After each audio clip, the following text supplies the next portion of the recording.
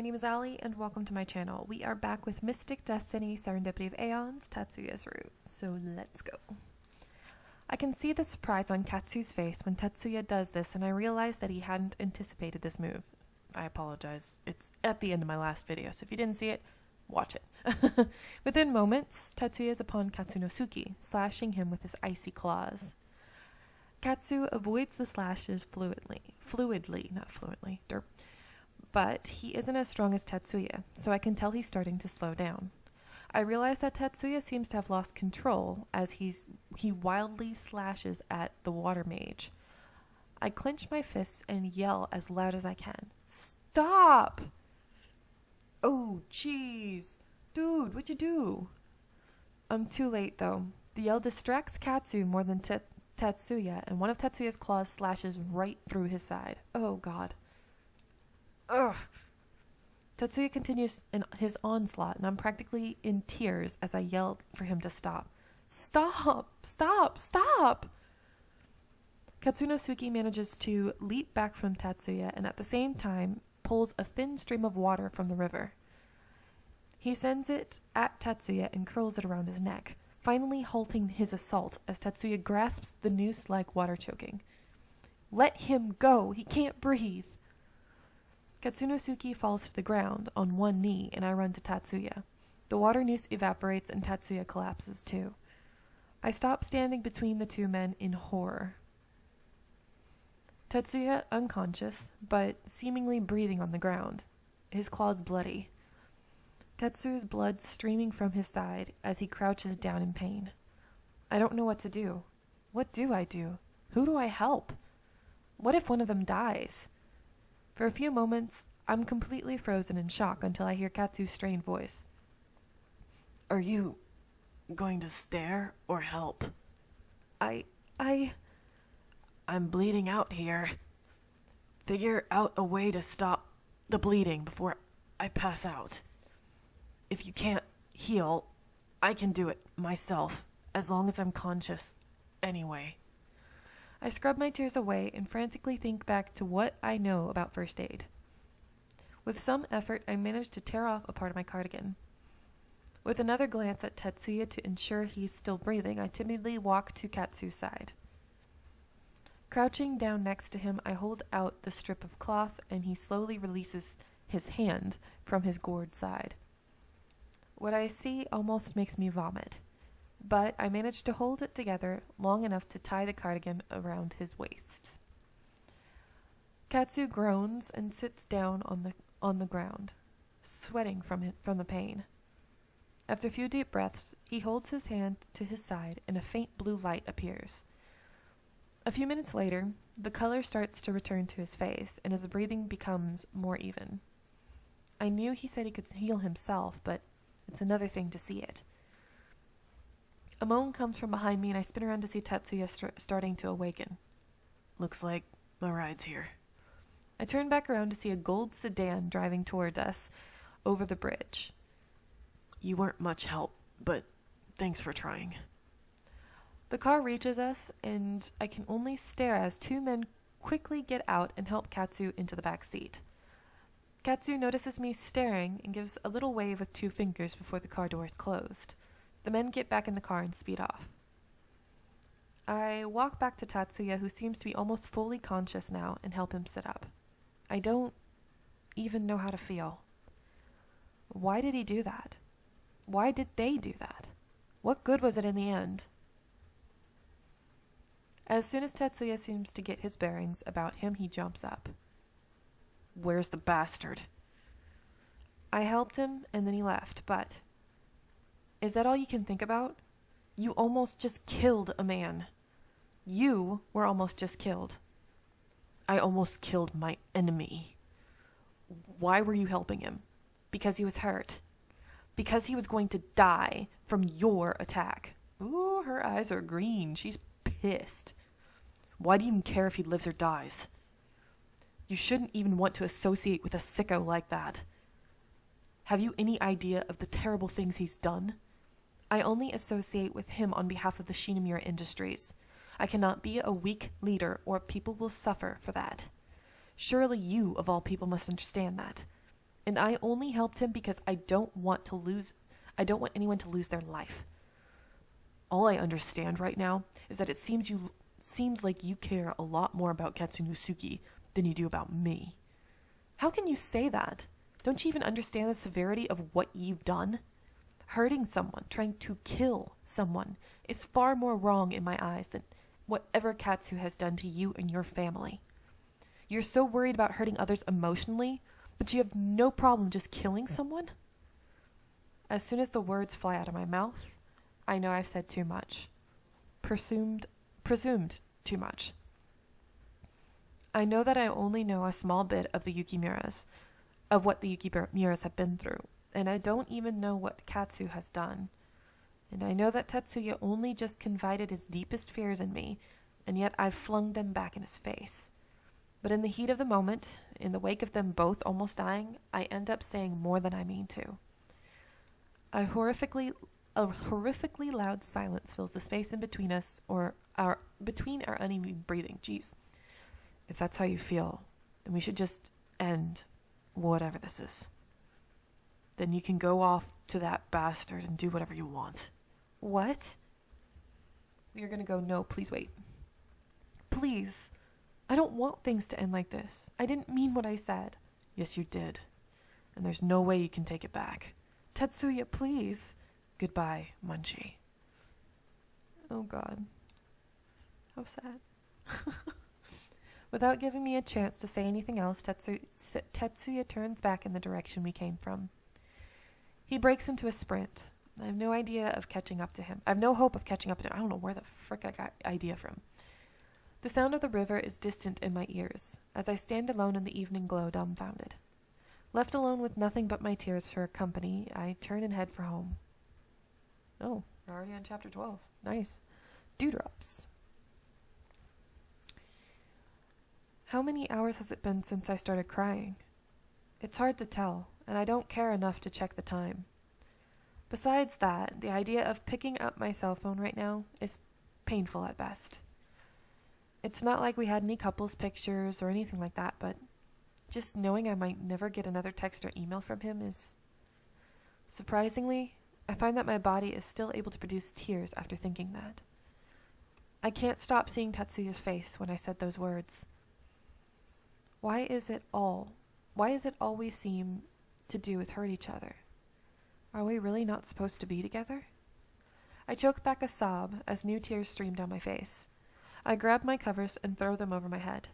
I curl up, wanting to hide from the world, wanting to sink into oblivion rather than ever hurt like this again. Do I cry myself to sleep or just pass out? I can't even remember. When I wake up that next awful morning.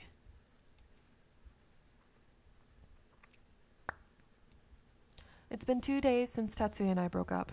I feel as if I've been moving through life in a daze. I've seen our friends in passing, in other classes, but no one's mentioned Tatsuya to me, especially not Takumi. I've seen Tatsuya himself in passing, and I've as much as panicked and hid when I saw him, not wanting to deal with those feelings. I suspect he's avoiding me too. We haven't talked, of course. Now my legs have taken me to the business club classroom, as they always do on Thursday evenings, but they will not take me inside the doors. I'm sorry, guys. I just can't. Wiping a tear that threatens to fall from my eye, I turn around and head for home. It's morning, I guess. I somehow managed to finish the week, but I shamefully called off all my Veritas shifts. I lie on the bed, staring at the sun-streaked ceiling above. I wonder if I should just quit there now, and business club too. It seems before I realized it, seeing Tatsuya had become a regular part of my life over the past month since we met. Still, it's not in my nature to just quit, especially because of something like emotions. But I've never felt this way before. I feel so incredibly lost now, like all the color has faded out of my life. I lie on the bed for some indeterminable amount of time, lacking any motivation to get up or do anything. Sometime later, I hear a knock at my door. I panic, not wanting to get up and talk to somebody. And who would be coming over to here besides... Wait. Redo. And who would be coming over here besides? Okay, it was the same thing, but I just said it wrong. But then I hear a familiar voice on the other side. And I know he won't leave me alone. I know you're home, Munchie. And I know you probably don't want to talk to me. But I have something important to tell you. Ugh, damn it. It's Taku. Remembering that this was the boy I once took naps alongside, I get up and throw open the door in my pajamas. What do you want, Taku? Wow, an angry lady covered in bunnies is glaring at me. I have conflicted feelings. Should I laugh or cower? Depends on if you want to be hit or not. Fair enough. To get to the point, it's actually about Katsunosuke. I'm sure you don't want to see him, but he wants to see you. In person. Today. Seriously? Why? And why are you the one telling me this? I can't say about that either. Not yet, anyway. So, will you go? I'll wait outside while you get dressed if you want. Ugh, Taku's right. I don't want to see anyone, or so I thought. I've been feeling lonely ever since that day, and I didn't even realize it. I had been wondering how Katsu's feeling, and it's not like I have anything else to say, I guess, so alright, I'll go. Really? Yay! I don't know why I said that so weird. Should I wait outside while you get dressed, or... I shut the door in Taku's face, and head to the bathroom to get dressed. I'm on the back of Taku's scooter, feeling the brisk breeze going through my hair. I hadn't realized it, but I've been smiling since we left. It feels nice, like I'm finally coming back to life. I'm so glad to be out and about and not cooped up and moping that I end up giving Taku a little squeeze. Hey. Sorry, that sounded weird. Hey, could you not do that? Wait, could you maybe not do that unless you want to get a certain idea? Oh my god, I can't freaking read this line. Hey, could you maybe not do that unless you want me to get a certain idea? Oh, sorry. Just feeling happy. His blush is so freaking cute. Great. I'm happy if you're feeling better. Thanks, Taku. Even if you won't tell me anything. Were you always this secretive? Maybe. Anyway, we're almost there, so you can ask Katsunosuke any questions you have yourself. Ouch. When Taku and I get to the Ryo compound, as I learned it's called, he's let in... Oh my god. When Taku and I get into the Ryo compound, as I learned it's called, he's let in right away. It only raises further questions, but I already know he won't tell me anything. Taku leads me back inside and takes me to a familiar room. Ooh, jeez. The nightmare. Hold on. Let me get a drink. Okay. The room I now know belonged to one of Katsunosuke's late family members. Taku waits outside the door as I go in. Seeing all the bright pink furniture staring at me, I'm surprised that Katsu chooses this place to rest in, or at least that he doesn't get rid of the feminine furniture. When Katsu sees me, he pushes himself up, and I realize how odd it is to see such a vibrant man lying in bed amidst such decor. I pull up a pink chair to the bed. Well, wow. So the kitty cat... so the kitty cat did his job. Kitty cat? You mean Takumi? Who else? I am impressed that he managed to get you here, though, especially without any information.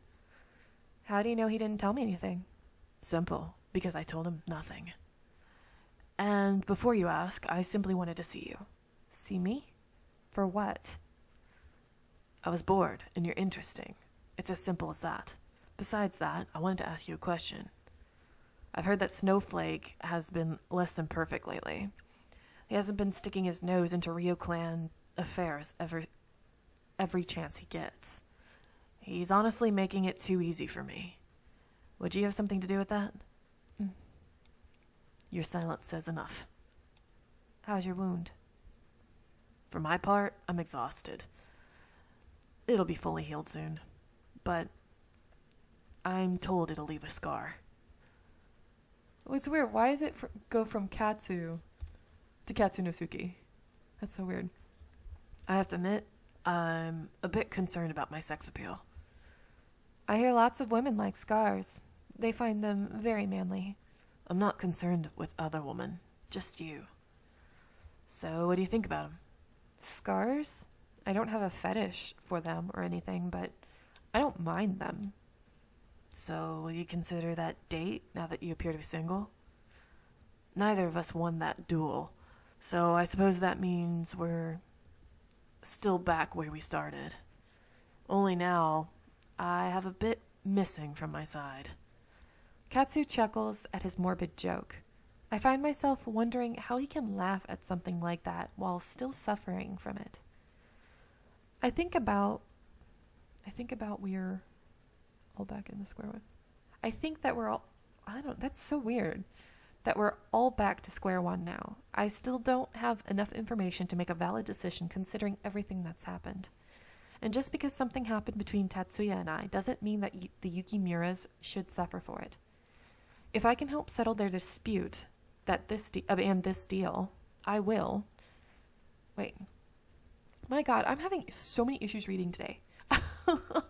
If I can help settle their dispute and this deal, I will. I'm in this deep anyway. I'll think about going to dinner with you if it concerns business, but I want to make it clear it's not a date. I think you'll change your mind after we get together, though. If you decide to take me up on it, I promise you'll be able to ask me any questions you have, and I'll do my best to answer them as long as it doesn't hurt the clan. I'm surprised he's this earnest, but I'm already tired of spending a few minutes talking to Katsu. I raise from my chair, and he grabs my hand. Before you leave and make your decision, I want you to understand that I'm doing what I do for the sake of the clan. The Yukimuras have been clinging onto old, outdated traditions that have been eroding the Ryu clan from the inside out for hundreds of years. The Shinamura-Ryu deal is the only way I can cleanse the old and bring in the new ways that will help everyone have a better life. There'll be no more victims of tradition. No more people like me nor Tatsuya who have to live their lives for other people, whether they like it or not. Remember that. Katsunosuke releases my hand, and I stumble back a bit, shocked by this sudden admission. But the door opens, and a woman who seems to be a doctor or nurse comes in. I have no choice but to turn around and leave. I'll see you soon then. With that, I join Takumi outside and shut the door. I'm going to let you guys go here because I am like a stumbling mess anyway. So I hope you are enjoying, and I'll see you in the next one. Bye!